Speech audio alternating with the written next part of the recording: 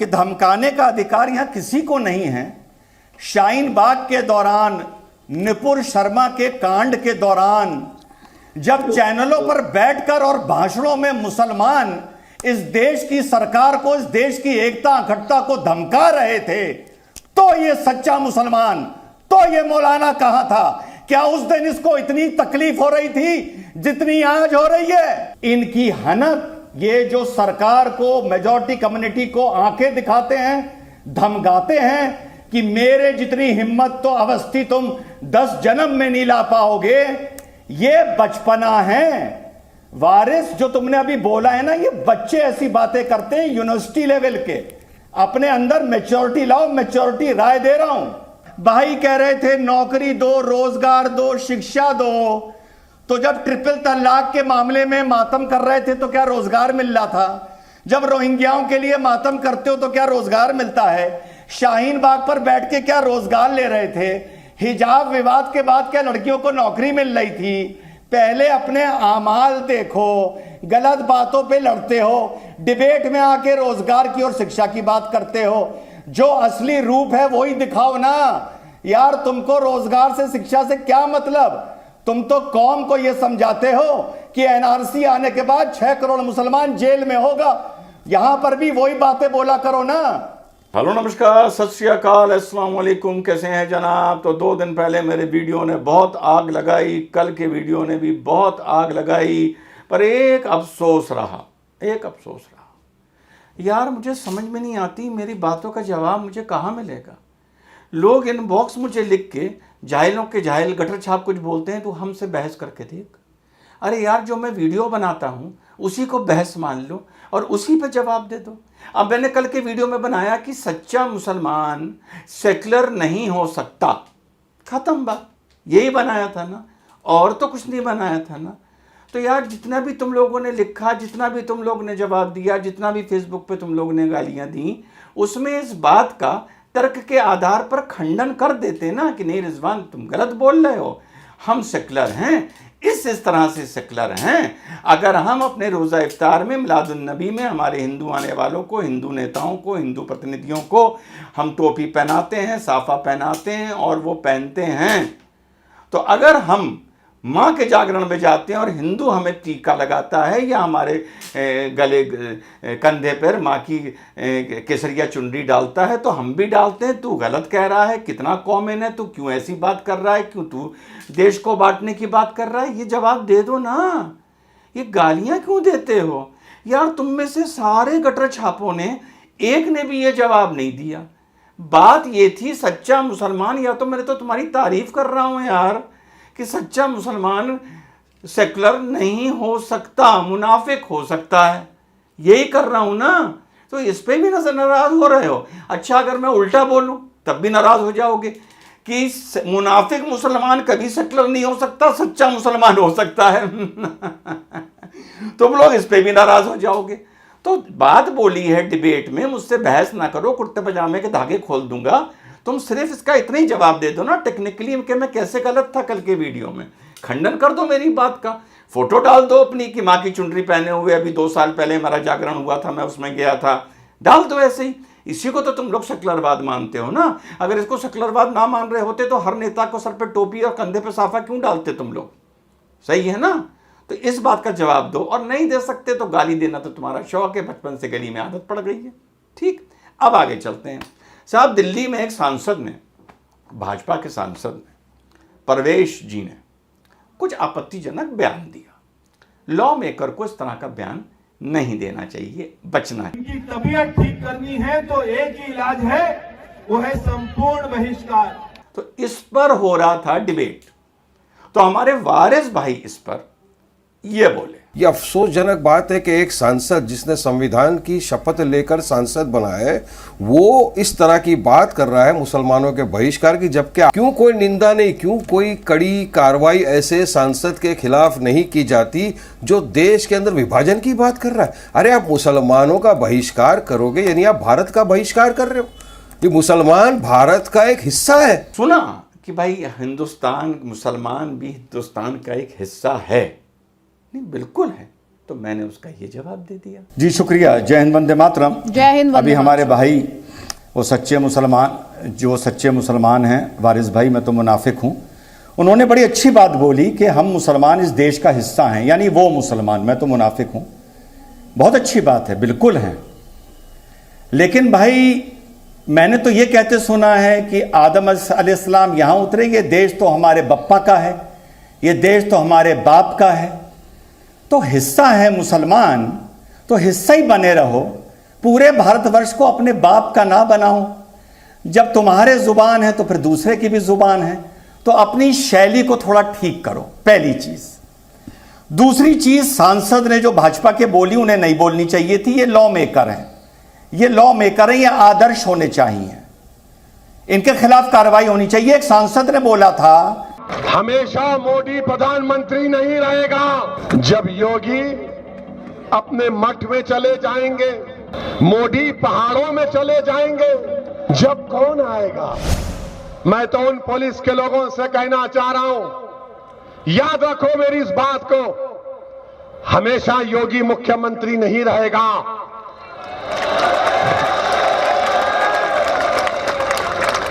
हमेशा मोदी प्रधानमंत्री नहीं रहेगा। और हम मुसलमान वक्त के एतबार से खामोश जरूर हैं, मगर याद रखो हम तुम्हारे जुल्म को भूलने वाले नहीं हैं। हम तुम्हारे जुल्म को याद रखेंगे।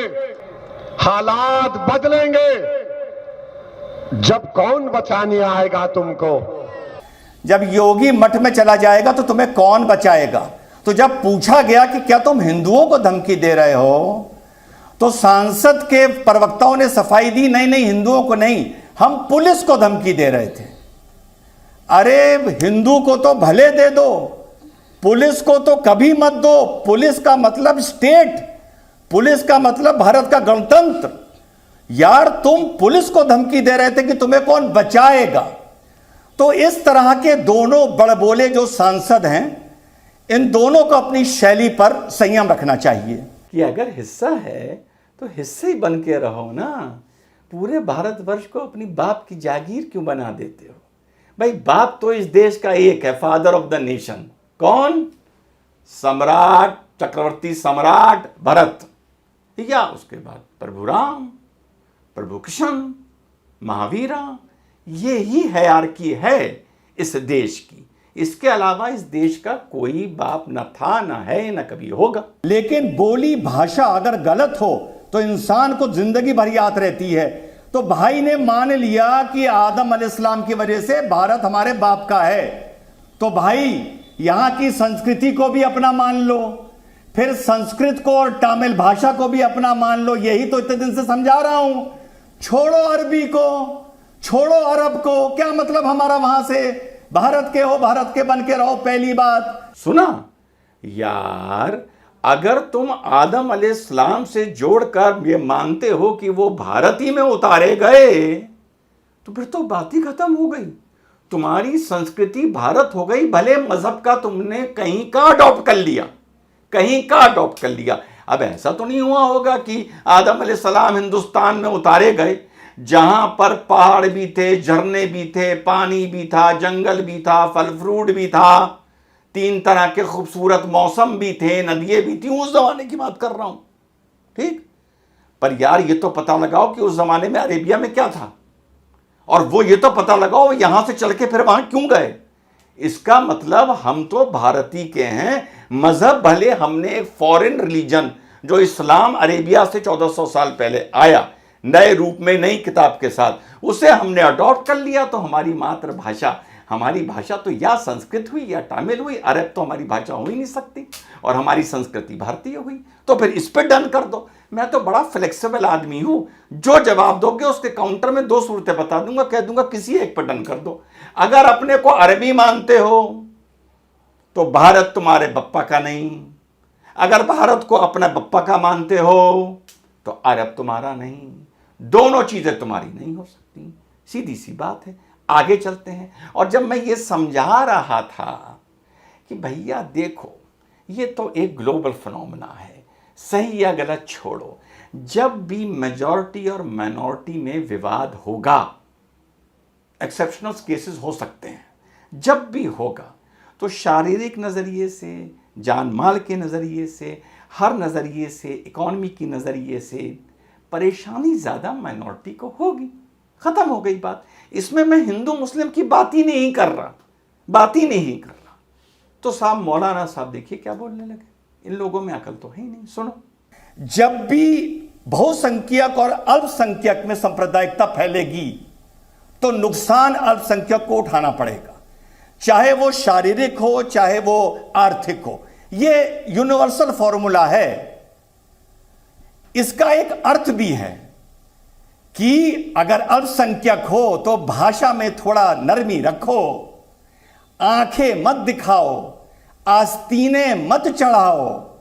अगर ये करोगे तो बहुसंख्यक रिएक्शन मारेगा।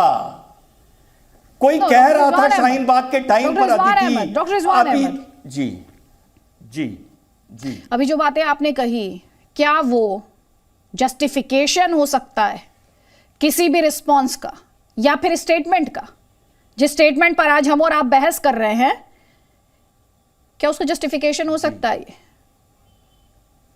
जी जी, देखिए अदिति जी, अगर हम कोई हार्ट की प्रॉब्लम लेके डॉक्टर के पास जाते हैं ना, तो वो हमारी वो चीजें टेस्ट करता है जिनका हार्ट से सीधे कनेक्शन नहीं होता है। तो सोशल साइंस भी एक साइंस है। आप किसी भी किस्से को आइसोलेशन में डिस्कस कर ही नहीं सकते।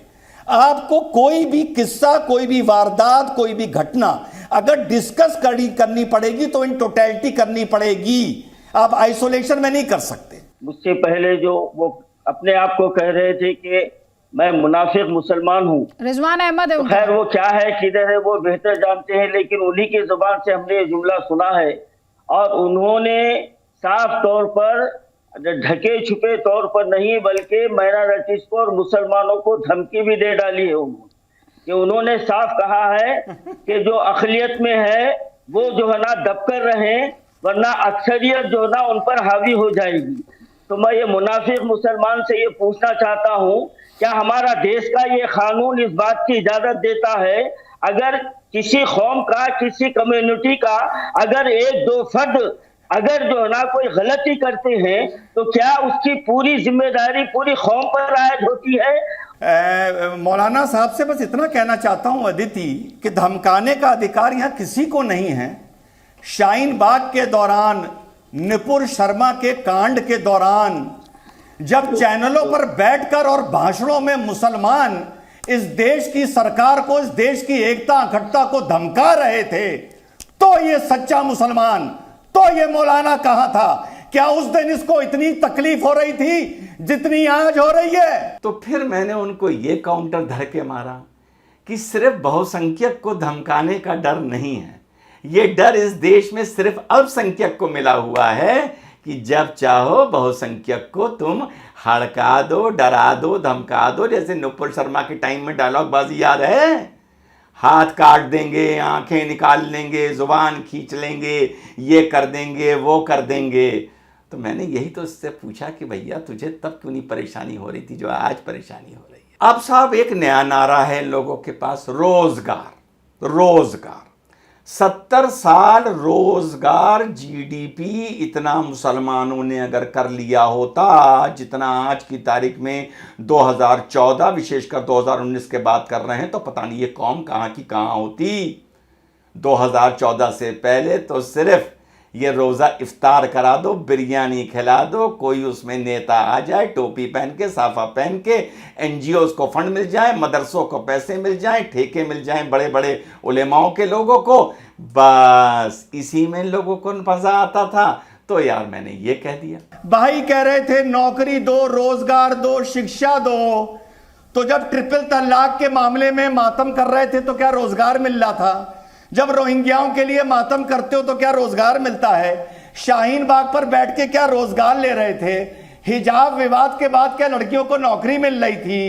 पहले अपने आमाल देखो, गलत बातों पे लड़ते हो, डिबेट में आके रोजगार की और शिक्षा की बात करते हो। जो असली रूप है वही दिखाओ ना यार। तुमको रोजगार से, शिक्षा से क्या मतलब? तुम तो कौम को यह समझाते हो कि एनआरसी आने के बाद 6 करोड़ मुसलमान जेल में होगा। यहां पर भी वही बातें बोला करो ना। अब चलते चलते देखो, मैंने इनको समझाया कि तुम्हारी जो जुबान है ये गलत शैली है, इस शैली से बचो, ये शैली मुसलमान का बड़ा नुकसान करती है। कुल मिला के मेरा हिसाब से जो लब्बो लिबाब है अदिति, कि एक आम मुसलमान जितनी भी समय परेशानी झेल रहा है, अगर हम मान लें कि झेल रहा है जितनी भी, वो सिर्फ उलेमाओं, मुसलमान नेताओं, इनकी जुबान, इनका बड़बोलापन, इनकी हनक, ये जो सरकार को, मेजॉरिटी कम्युनिटी को आंखें दिखाते हैं, धमकाते हैं कि मेरे जितनी हिम्मत तो अवस्थी तुम 10 जन्म में नहीं ला पाओगे, ये बचपना है। वारिस जो तुमने अभी बोला है ना, ये बच्चे ऐसी बातें करते हैं यूनिवर्सिटी लेवल के। अपने अंदर मैच्योरिटी लाओ, मैच्योरिटी राय दे रहा हूं। अब मुझे इनसे मैच्योरिटी सीखना पड़ेगा। हर दिन जो आके टीवी के ऊपर गाली देते तो ऐसी बातें ना किया करो, अच्छा नहीं लगता वारिस। आदमी है, इनके अरे बारे में वारिस अच्छा नहीं ऐसा लगता। मैच्योरिटी की, मैच्योर बचपने की बात करते हैं रोज आके। मैं भी आपको अपने भाई की तरह बोल रहा हूँ। मुझे रिजवान भाई अच्छा। मैच्योरिटी, नेशनलिज्म, सेक्युलरिज्म, अरे यार तुम तय करोगे कि मैं अभी भी बोल रहा हूँ, तुम्हारी बराबर हिम्मत मेरे जिगरे का मुकाबला करने के लिए, मेरी हिम्मत का और ताकत का मुकाबला करने के लिए अवस्थी को 10 जन्म लग जाएगा। और उस पर फिर मैंने क्या काउंटर धरा कि यार फिर तुम ये यूनिवर्सिटी लेवल की बातें कर रहे हो, इमेच्योर, कि अवस्थी में मेरी बराबर हिम्मत 10 जन्म नहीं हो सकती। अरे मुसलमानों, आज की वीडियो का यही नाम है, रस्सी जल गई बल नहीं गए, औकात पर आ जाओ। यार तुम क्या समझते हो अपनी हिम्मत को? कौन हो तुम? हिस्ट्री पढ़े हो? नहीं पढ़े हो? क्रूसेड्स में जो 11 क्रूसेड हुए थे, 11-12, उसमें ईसाइयों ने आज से 1000 पहले कूट कूट मारा था, कूट कूट मुसलमानों को। चंगेज खान की जाके हिस्ट्री पढ़ो, चंगेज खान को मुसलमान ना समझना खान के नाम से, ठीक है? चंगेज खान ने मिडिल ईस्ट में मुसलमानों को कूट कूट मारा था, कूट कूट। छुपने की जगह नहीं मिल रही थी मुसलमानों को। यूरोप में जब मुसलमान घुस रहे थे तो ईसाइयों ने कूट कूट मारा था, स्पेन में कूट कूट मारा था। इसके अलावा हर जगह मुसलमान मॉडर्न इंडिया में थ्रू पासपोर्ट एंड वीज़ा बढ़ा है, चाहे वो अमेरिका हो, चाहे वो ऑस्ट्रेलिया हो, चाहे वो रशिया हो, चाहे वो यूरोप हो, कूट कूट मारा था। हम में 10 गुना हिम्मत है ना। जो कारगिल की पहाड़ियों पे आके लोग बैठे थे ना, वो भी यही सोच रहे थे हम में 10 गुना हिम्मत है। कूट कूट मारा था, लाशें उठाने तक पाकिस्तानी नहीं आए थे डर की वजह से। आई बात समझ में? सिर्फ हिम्मत तुम में नहीं है, अफगानी भी और सद्दाम हुसैन भी और उसामा भी ये समझ रहा था कि अमेरिकनों में इतना जिगरा नहीं है कि इराक में और अफगानिस्तान में फुट सोल्जर्स ज़मीन पर उतार देंगे। सोच रहे थे ऊपर से डर के बमबारी करते रहेंगे। अमेरिका से लड़ा के लड़ने आए थे ईसाई और यहूदी, और इराक में सद्दाम को, लीबिया में, अफगानिस्तान में, उन्हीं के क्षेत्र में, उन्हीं के पहाड़ियों में, उन्हीं की गुफाओं में दौड़ा दौड़ा के कूट कूट के मारा था। आई बात समझ में? तो ये मत समझा करो कि जिगर लेके सीने में सिर्फ हम पैदा हुए हैं। कामाकाजी के बारे में पता है? पता है सबसे पहले इस दुनिया में ऑफिशियल मॉडर्न हिस्ट्री में सुसाइड बॉम्बिंग कहाँ शुरू हुई थी? जैपनीज ने शुरू करी थी। प्लेन में एमुनिशन भरकर, एक्सप्लोजिव भरकर जाके शिप्स में दे मारते थे और मरने से पहले बोलते थे लॉन्ग लिव द एम्परर। वो मुसलमान नहीं थे। एलटीटी वाले सबसे पहले थे जिन्होंने गले में साइनाइड कैप्सूल डालनी शुरू करी थी। पकड़ने से पहले साइनाइड कैप्सूल चबा जाते थे। तो ये मत सोचो कि हिम्मत सिर्फ तुम्ही में है इसीलिए कूटे जाते हो। हिम्मत सब में है, सब में है और बहुत है। फ़र्क यह है कि वो अपनी हिम्मत को अपनी मेहनत में लगाकर तरक्की कर रहे हैं और तुम सिर्फ हिम्मत का ही मातम पीटते रहते हो। जिस दिन तुम भी computer, internet, mobile, car, automobiles, medicine, education में इस देश में, दुनिया में कंट्रीब्यूट करने लगोगे ना, तो ये हम में हिम्मत ज़्यादा है, हम ये कर देंगे, हम वो कर देंगे, ये बातें तुम्हारी अपने आप ख़त्म हो जाएंगी जिस दिन तुम्हारी कौम, ये 55 मुल्क, इस देश की, इस दुनिया की एक ताकत बन जाएंगे। पेट्रोल ना होता ना तो रेगिस्तान की तरफ कोई थूकने ना जाता। शुक्र करो कि ऊपर वाले ने ये नेमत दे दी तो इस दुनिया में आपकी और मुसलमान की इतनी रत्ती भर इज्जत भी है। तो हिम्मत सिर्फ हम मुसलमान में है, इसके बाहर आ जाओ। इसी चक्कर में लठियाए जाते हो। जय हिंद, वंदे मातरम, खुदा हाफिज।